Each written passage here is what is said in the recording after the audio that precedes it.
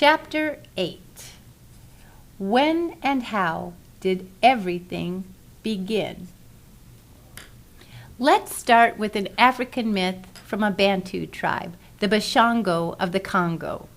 In the beginning, there was no land, just watery darkness, and also, importantly, the god Bomba.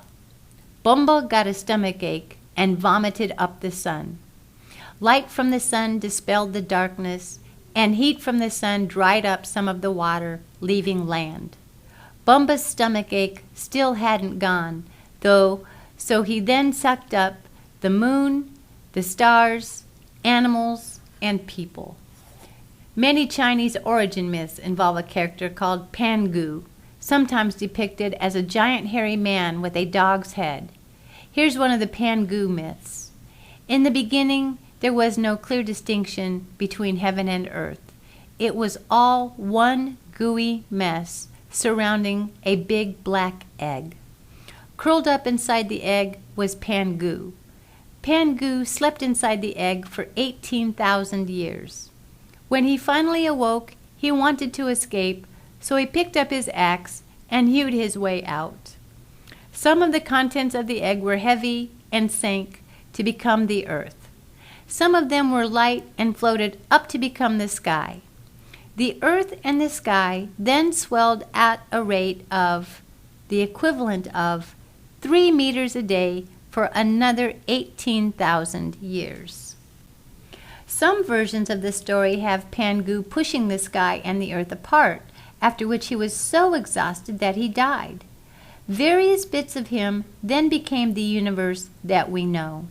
His breath became the wind, his voice became thunder, his 2 eyes became the moon and the sun. His muscles farmland and his veins roads. His sweat became rain and his hairs became stars. Humans are descended from the fleas and lice that once lived on his body. By the way, the story of Pangu pushing the sky and the earth apart is rather like the probably unrelated Greek myth of Atlas, who also held up the sky, although, weirdly, pictures and statues usually show him carrying the whole earth on his shoulders. Now here is one of many origin myths from India.